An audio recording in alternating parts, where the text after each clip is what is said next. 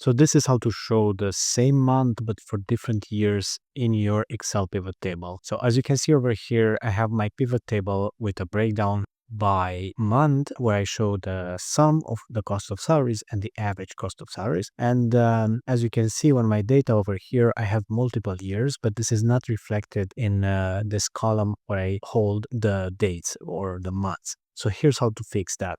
I'm going to click on a cell from this column and then right click and select the group option from over here. And now what this is going to do, this is going to open the grouping wizard, and from over here, I get to update this by section over here by selecting multiple values. So in my case, along with the months, I want to also select the years. So I've done that, I've hit OK right now. And now watch what happens. I now have a breakdown by year and by month. So this is one way of doing that. Let me know if this helped you, and if it did, thumbs up the video. If it didn't, comment down below what your issue was and I will try to help, and subscribe if you want to see more videos.